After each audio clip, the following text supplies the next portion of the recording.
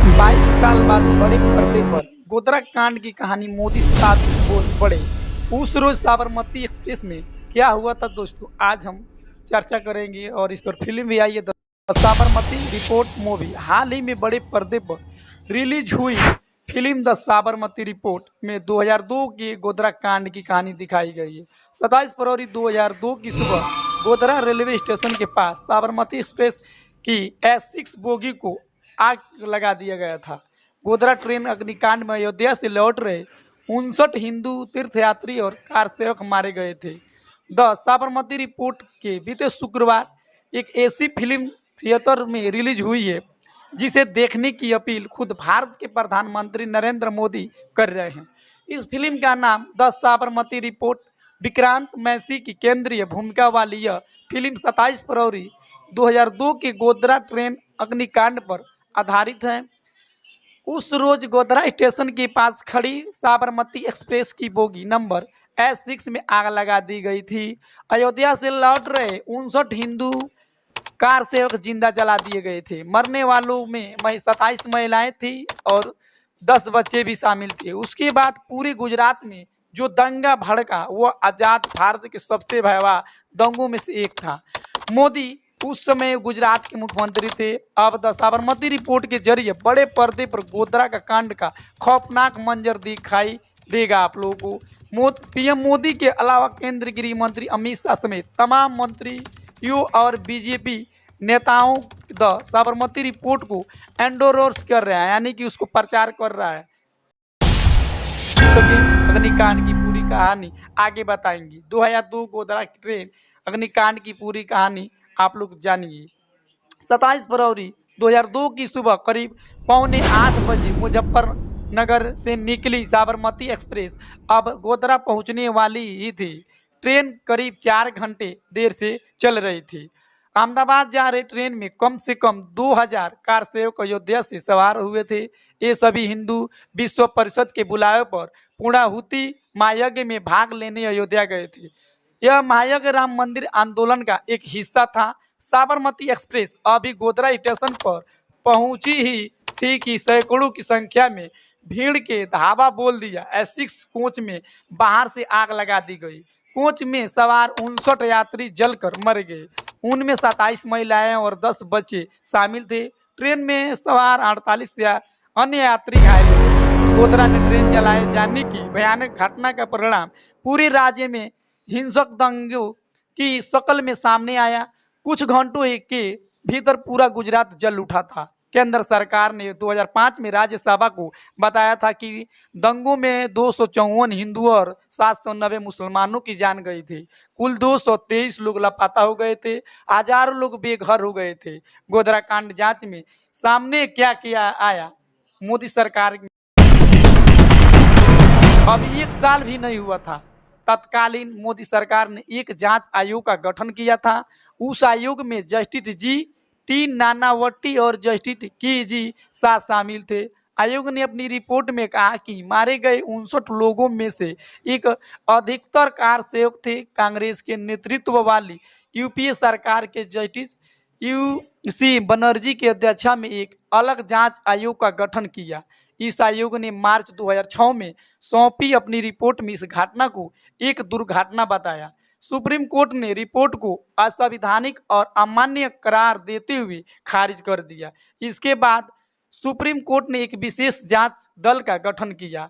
आयोग ने अपनी जांच द्वारा पूरी करने से पहले ही मार्च 2008 में जस्टिस KG शाह की मृत्यु हो गई। उनकी जगह जस्टिस अक्षय H मेहता ने ली।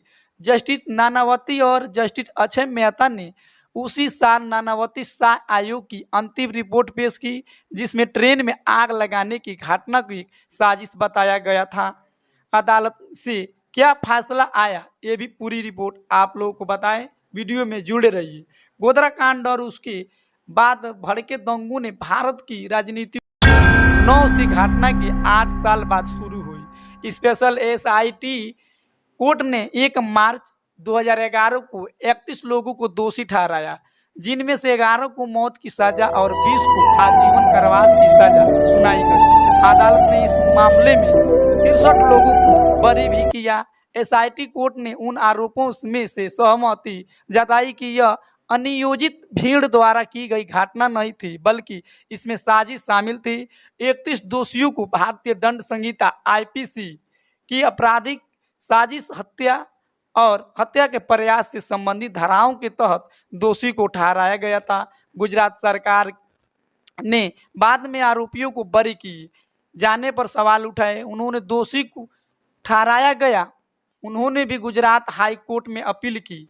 हाई कोर्ट ने मामले में कुल 31 दोषियों को दोषी ठहराया था और 11 दोषियों की मौत की सजा को आजीवन कारावास में बदल दिया था। अब मामला सुप्रीम कोर्ट के सामने है। गुजरात सरकार ने 11 दोषियों की सजा को आजीवन कारावास में बदलने के खिलाफ अपील की। कई दोषियों ने मामले में उनकी दोषिता को बरकरार रखने के उच्च न्यायालय के फैसले को चुनौती दी है। द साबरमती देखने पहुंच रहे हैं भाजपा के लोग और बाहर निकल कर बोल रहे हैं। फिल्म 15 नवंबर को सिनेमाघर में रिलीज हुई है। सोमवार को दिल्ली में द साबरमती रिपोर्ट की खास स्क्रीनिंग रखी गई। विक्रांत मैसी के साथ बीजेपी के नेता मनोज तिवारी, केंद्रीय मंत्री मनसुख मांडविया और अन्य नेता फिल्म देखने पहुंचे। तिवारी ने कहा कि मुझे लगता है कि जिसने साबरमती रिपोर्ट मिस कर दी वो इस देश की एक ऐसी छिपाई गई घटना मिस कर जाएगा जिसको जानना प्रत्येक नागरिक के लिए बहुत ज़रूरी है। मैं एकता कपूर जी को बहुत धन्यवाद देता हूं। फिल्म के निर्माता, निर्देशक और अभिनेता ने फिल्म मिलकर कमाल का काम किया है। फिल्म बहुत बड़ी हिट भी होगी और बहुत बड़ी जानकारी भी लोगों को देगी। आप सभी को ये याद रखना चाहिए साबरमती की घटना। बिहार के डिप्टी सीएम सम्राट चौधरी ने कहा कि साबरमती फिल्म के माध्यम से स्पष्ट दिख रहा है कि कैसे तत्कालीन मुख्यमंत्री को फंसाने के लिए, गुजरात की सरकार को बदनाम करने के लिए भारत की उस समय सरकार ने पूरी तरह खेल रचने का काम किया। और यह स्पष्ट दिखाई दे रहा है कि कुछ लोग मीडिया के साथ ही जो जोड़कर उस समय के मुख्यमंत्री मोदी जी को बदनाम करने का प्रयास किया गया। मैं फिल्म के माध्यम से सच्चाई सामने लाने के लिए फिल्म के सभी साथियों को धन्यवाद देना चाहता हूं। सच्चाई जब देश के सामने आएगा तो पूर्ण रूप से स्पष्ट हो जाएगा कि जनता के बीच में जो भ्रम फैलाने का काम किया गया है वह पूरी तरह से बेनकाब हो रहे हैं। त्रिपुरा के मुख्यमंत्री माणिक शाह ने कहा कि हमने यह फिल्म देखी और गोधरा कांड के बारे में भी सबको पता है। ये इतिहास में लिखा जाएगा कि क्या हुआ था। सबको पता है कि क्या हुआ था, सच में सच ही रहेगा। और आज ये फिल्म देखने के बाद हम सबको यह महसूस हुआ और ये बहुत ही दर्दनाक घटना हुई थी। मैं सबको कहना चाहता हूँ कि यह फिल्म ज़रूर आप लोग देखने जाइए। और इसमें राजस्थान के मुख्यमंत्री भजन लाल ने भी इस फिल्म को टैक्स को फ्री कर दिया है। तो आप सभी से मेरा भी रिक्वेस्ट है कि इस फिल्म को आप भी देखने जाइए, द साबरमती रिपोर्ट। हिंद, जय भारत। लेकिन एक अपील रहेगी, फिल्म देखने जरूर जाइए।